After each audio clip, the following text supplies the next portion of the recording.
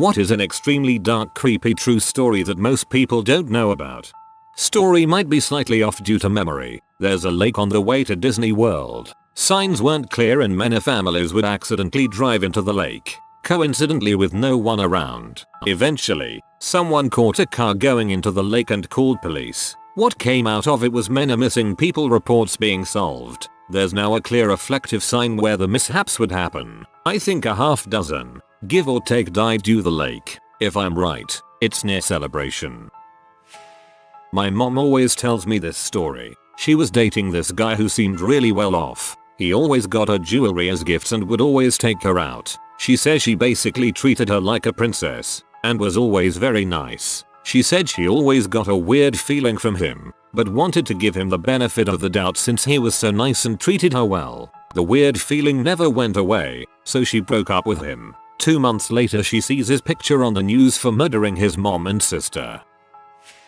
Most dark story that I know happened to a family in the small town where I grew up in rural Kentucky. This happened when I was in 1st grade. Mom was at home while husband was at work. They had 3 daughters. One that was 6. She was in my grade, 9 and 18, was visiting from university for the weekend. All 3 daughters were riding on an ATV, riding trails in the area. This particular trail intersected a busy road with lots of twist and blind spots. The girls were hit by a rushing ambulance that only had their emergency lights going. All 3 girls died on the scene after getting hit by the 70-mile-per-hour truck. The ambulance then slid off the road and rolled down an embankment, seriously injuring the EMTs. The part that's hardest to believe is that the ambulance was responding to an emergency at the lumber yard where the father was working.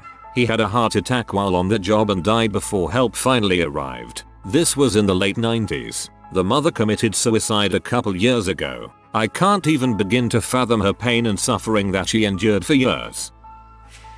Well, here is a feel-good unsolved murder. Ken Rex McElroy was a resident of Skidmore, Nottoway County, Missouri, known as the town bully. His unsolved killing became the focus of international attention. Over the course of his life, McElroy was accused of dozens of felonies, including assault, child molestation, statutory rape, arson, hog and cattle rustling, and burglary. In all, he was indicted 21 times, but escaped conviction each time, except for the last. In 1980, one of McElroy's children got into an argument with a clerk, Evelyn Sumi, in a local grocery store owned by 70-year-old Ernest Bowenkamp and his wife, Lois, allegedly because a younger McElroy child tried to steal some candy. McElroy began stalking the Bowenkamp family and eventually threatened Bowenkamp in the back of his store with a shotgun in hand. In the ensuing confrontation, McElroy shot Bowenkamp in the neck.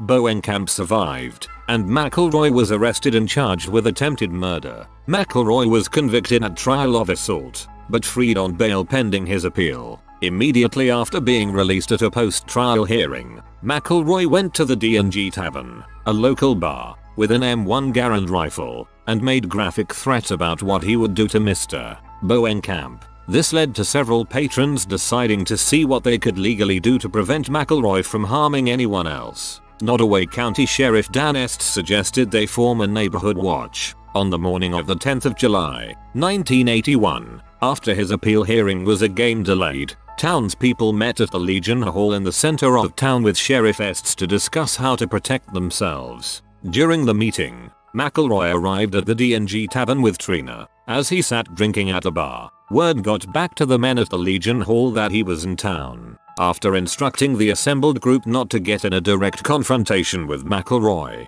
but instead seriously consider forming a neighborhood watch program, Sheriff Estes drove out of town in his police cruiser. The citizens decided to go to the tavern en masse. The bar soon filled completely. After McElroy finished his drinks, he purchased a 6-pack of beer, left the bar, and entered his pickup truck. While McElroy was sitting in his truck, he was shot at several times and hit twice. Once by a centerfire rifle and once by a .22 rimfire rifle. In all, there were 46 potential witnesses to the shooting, including Trina McElroy, who was in the truck with her husband when he was shot. No one called for an ambulance. Only Trina claimed to identify a gunman. Every other witness either was unable to name an assailant or claimed not to have seen who fired the fatal shots. The declined to press charges. An extensive federal investigation did not lead to any charges.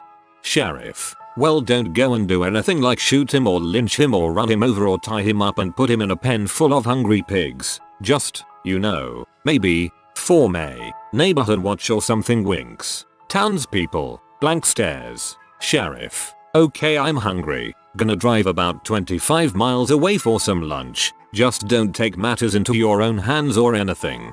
Townspeople: The story of Carl Tanzler. Dude fell in love with a younger Cuban girl who was diagnosed with tuberculosis, who later died to the disease. He offered to pay for a tomb for her to be buried in to his specifications, which the family accepted, which turned out to be a mistake because he ended up sneaking in and taking her corpse. Later, her sister claims the doctor had been living with the body, so when the cops show up they discover a body coated in wax and turned into a sex doll.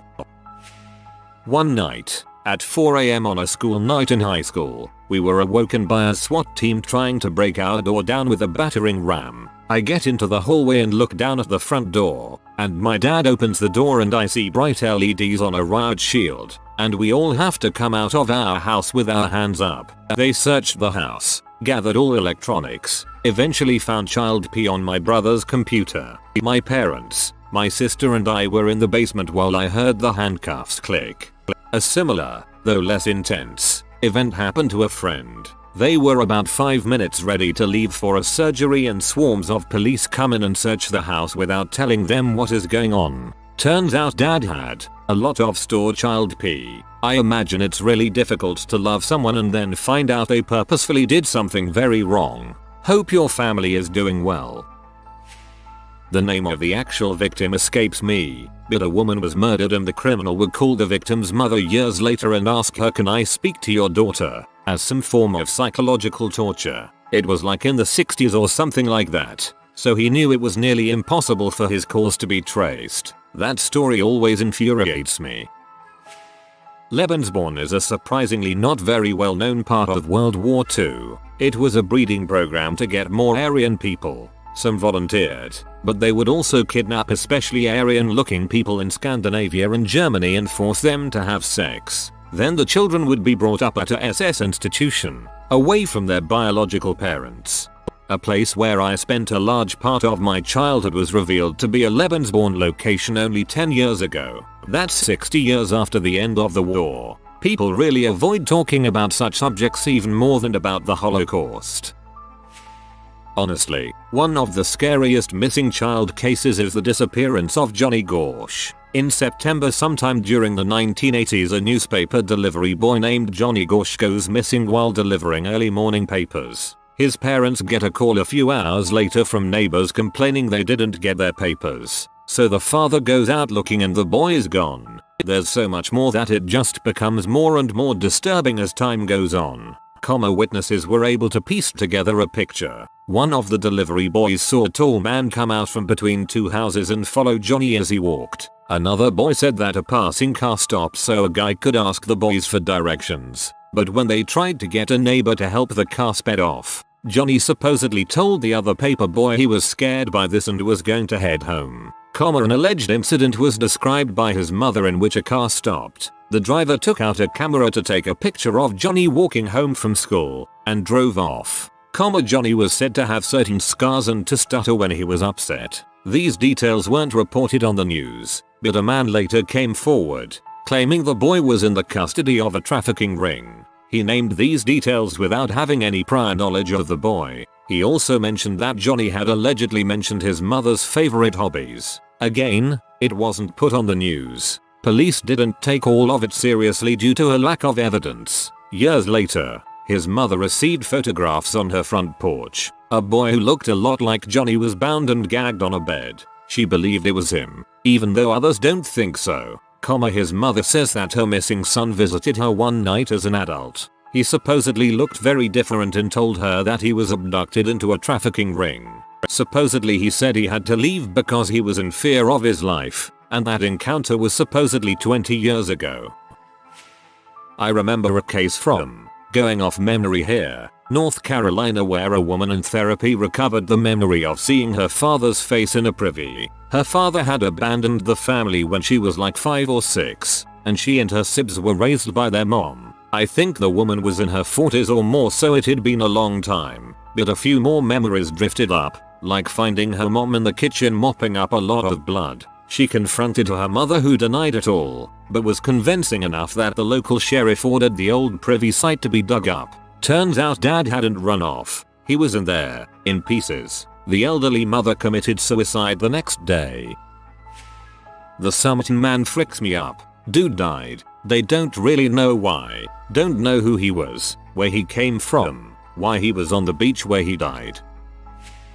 2 tween girls were raped and stabbed by underage boys in the back of a park in the town I grew up in. One died, one survived and made it to the train tracks, and someone spotted her. They thought she was wearing a red bathing suit, but it was all the blood and stab wounds. The boys weren't tried as adults, and in the wake of that shit show of a case, laws were changed about how adolescents would be tried for violent crimes. A few years ago, a local high-ranking military officer had his estranged wife locked in a mental ward and then brutally strangled their 14-year-old son and shot himself. She had gone to the cops and begged them to save her son because she believed he would kill him. There was a long history of domestic violence and death threats that the police had done nothing about, and then they wouldn't even let the woman out of the psych ward for her son's funeral. My family had recently escaped my father, who was also military and also extremely abusive and had threatened to kill us. I often wonder if we had interacted with the wrong cops, if I'd be dead like that kid. I seriously don't understand why we got away and no one gave a crap about him or his mom.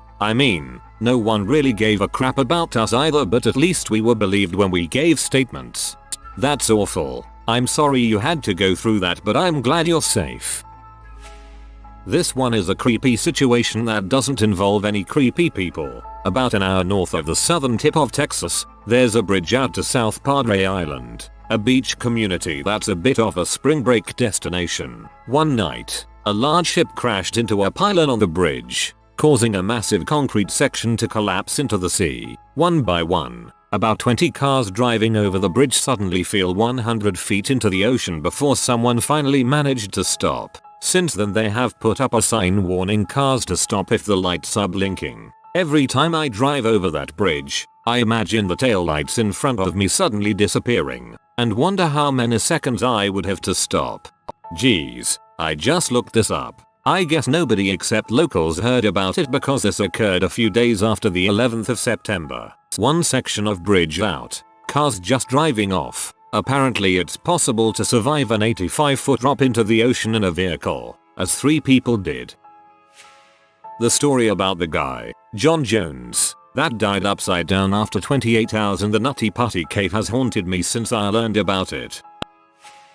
The story of Kenny Veach. He was a hiker who went missing in Nevada. He made a YouTube video about finding a cave during a hike, but he didn't go in it because it brought a strong uneasy feeling. He said he would come back with his gun, in case there was a hostile animal or something. He made a video of trying to find it again and he couldn't locate it. The video is still up on YouTube. Then someone posted a comment warning him about the cave. Finally, he went back a 3rd time to try to find this cave and then never came back. No one has been able to find him or this cave that he was talking about. The circumstances are just incredibly creepy. It sounds like an urban legend, but it's true and it still freaks me out. My grandma believes to have had an interaction with a serial killer. My mom had told me this story. It was my grandma, my mom and her 3 siblings driving out of the Bay Area very late one night. They saw a man on the side of the road, with his hazards on, and he was pulled over. He asked for a ride in their car to the nearest gas station. My grandma got weird vibes and decided not to help him. Months later, my grandma read in the newspaper of a description of a murder in the outskirts of San Francisco. The remains were found near the same area my family was in, and several other women were reported to have encountered the same man on that road. It was believed to be the Zodiac killer. I can't believe your grandma turned down Ted Cruz. All he wanted was to get some gas. Late posting in this thread, but the Jamie Bulger case. 2 10-year-old boys abducted a toddler from a shopping center, forced him to walk 4 miles before torturing and beating him to death on a train track. They did really sick crap like poured paint on his face and shoved batteries up his rectum. The 2 boys got out, given new identities, and one has since been sent back to prison for repeated offenses. It is all very hush hush where they live, etc. Strangely, back in 2002 one was housed on an estate I worked on. Members of the public was tipped off it was him. All his windows got smashed and a mob of people were after lynching him. Police rushed him away and he wasn't seen again. In my hometown, they pull out many dead bodies from the lake. Some other missing people we know are missing. Many are of people we have no clue who they are. I think the scale of the suicide epidemic, at least in the US, probably qualifies. We're so paranoid about murder, but fewer than 20,000 people a year die by homicide every year. I think it was around 16,000 in 2016. By contrast, more than 40,000 people die by suicide every year. The CDC estimates that someone dies by suicide every 13 minutes on average. Yet we rarely talk about it seriously or offer help. We are content to live with the stigma and shame that leads to more needless deaths. This is an ongoing problem that we refuse to deal with because it's easier to blame suicide victims for being weak or selfish or whatever other excuse we can use to explain it away. And the really scary thing is that many people are probably closer to being victims of suicide than they realize. A large proportion of suicides are impulsive, with the victim experiencing suicidal thoughts for mere hours, maybe a day, before they act. This isn't something that only severely depressed people in horrible situations experience. It's something that can affect anyone. Pretty much everyone who has survived an impulsive suicide talks about how they immediately regretted their decision as they suddenly realized that their problems could be fixed. And the really terrible thing to me is that impulsive suicide victims tend to also use highly lethal methods. It's kind of horrifying to think about how many people have spent their last moments wishing they hadn't stepped off that ledge or pulled that trigger. The gas used on the prisoners in concentration camps by the SS was discovered and developed by an agricultural scientist prior to World War I. He was German-born and he was Jewish. The Pacific Northwest has an unsolved mystery regarding severed feet that keep popping up on beaches over the past few years. All of these feet which have been found so far have shown up due to buoyant shoes. Some investigators have declared that this is a result of suicide victims' feet becoming disarticulated from the rest of their bodies as they decompose. However, some sets of shoes have ended up in completely different places. One in False Creek, Vancouver, the other on Vancouver Island. This has created a culture of disbelief regarding these investigations. Also, for those who don't know, BC has a very comprehensive database of missing persons DNA. Many of these feet don't match anyone in said database. Some locals theorize that a serial killer is bringing their victims BC for disposal. Most of these occurrences have been situated around the British Columbian coast. However, some have been found as far south as Seattle. Joyce Vincent documentary Dreams of a Life. This 38-year-old London woman was dead for over 3 years in her apartment before anybody knew. She was estranged from her father and siblings, but even in London had long-term jobs and boyfriends. I am completely obsessed with this story, but not in a way that is upsetting. Her TV was still on and she had wrapped Christmas presents apparently to give away. It is estimated that between 3 to 6% of the world's population, around 50 to 100 million people, died during the only global pandemic, Spanish flu. It is the only level 5 pandemic so far. It killed in 3 different waves, with the second in mid-1918 being the deadliest. Troop ships transporting US troops to Europe to participate in World War I would be floating charnel houses. Many ships would leave port with 60% of soldiers already sickened and would arrive in France 2 weeks later with the whole ship sickened. Reports of ships' decks flowed with vomited blood as soldiers became affected. On land, populations of towns literally disappeared due to the flu. The flu burned itself out in 1919, but later flu outbreaks decades later show descent from the 1918 flu. The origin of the flu is unknown, but a theory has pointed toward a wild bird flu in the United States crossed into pigs and equine flu, making a Frankensteinian type flu. With troops literally living with pigs, geese and horses in the trenches of World War I, this seems plausible. The massive troop movements of quick-moving ships aided in the flu transmission globally. Serial killers got nothing on Mother Nature. The Norfolk Four. Seen a documentary about it and you'll be in disbelief how many military members went to prison based on absolute bulls. One guy was many miles away at his own birthday party with dozens of witnesses and still convicted of murder and sent to prison. Edgar Allan Poe's story, A Cask of Amontillado, was based on a true story. It was a story he heard while stationed at Castle Island in 1827. There was a guy everyone really liked, named Massey, except one dude, a lieutenant. He hated him. One day they were playing cards. The lieutenant accused Massey of cheating, challenged him to a sword duel, and ran him through. He died. Everyone hated the lieutenant after that. One night, a few people acted really friendly to him and got him drunk, and lured him into the dungeons, where they proceeded to chain him to a wall and build a wall around him, sealing him up in the dungeons and leaving him to die, all while he realizes what's happening. That's not based on a true story at all. Massey was killed by Lieutenant Drain and, according to the legend, other soldiers then took revenge on Drain by getting him drunk, luring him into the dungeon, chaining him to a wall, and sealing him in a vault. 13. This version of Drain's demise is false. Drain was caught and jailed for the killing and acquitted. 12. And lived until 1846. 14. An friend of mine worked as a probation officer. He said it was hard as he saw the worst in people. He said he couldn't take it anymore as there was one guy he had to see often. This guy was in his 30s and had raped a baby who was about a year old. When the guy came and withdrew, all of the baby's intestines came out with him. My friend said it was so hard trying to treat this guy as a human when all he wanted to do was bash his head in. That's it. I'm done. That guy working at a nuclear plant in Japan that got exposed to extreme radiation and was kept alive and experimented on even as his skin sloughed off and his organs failed. Most of the experiments amounted to how long a person in that situation can survive, which functions fail in which order, and how to keep somebody literally falling apart on the genetic level alive. At no point did he give consent, and if I recall correctly he asked to be killed. Just a few months ago, Savannah Graywind, a student at my school who was 8 months pregnant, was kidnapped by neighbors in her apartment building and they sliced her baby out of her body and tried to keep it as their own.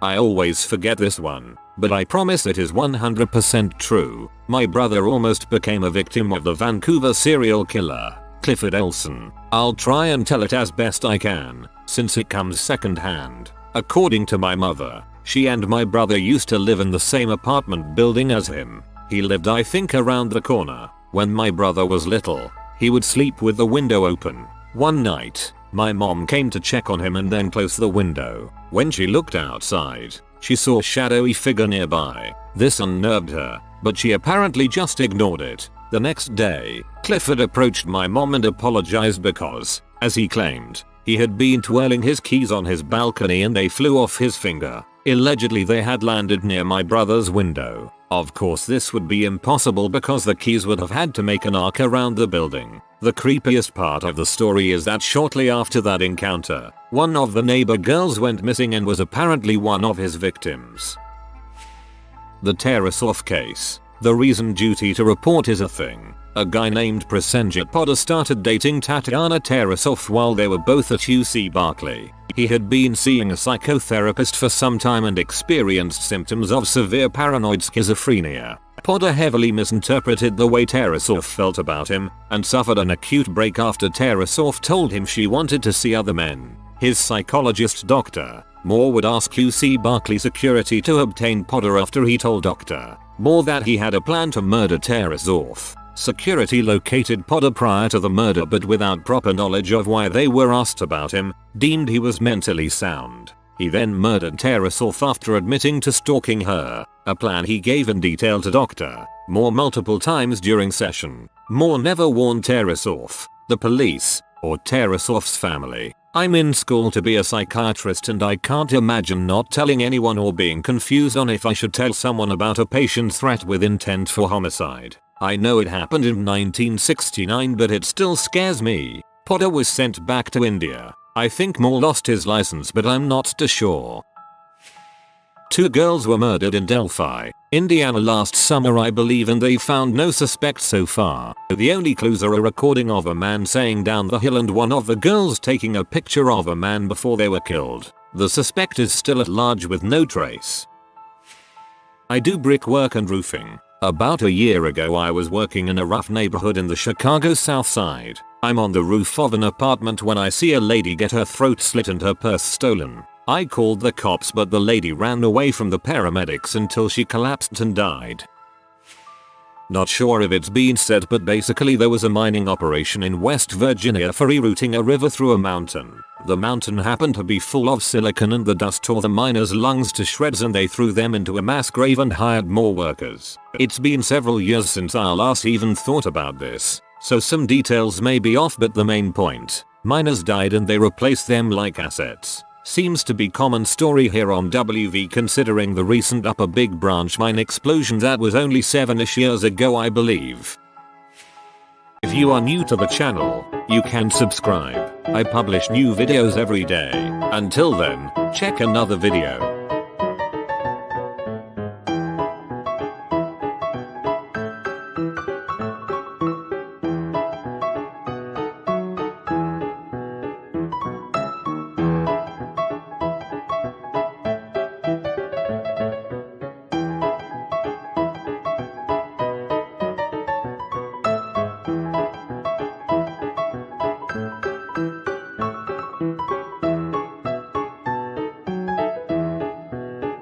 Bye for now.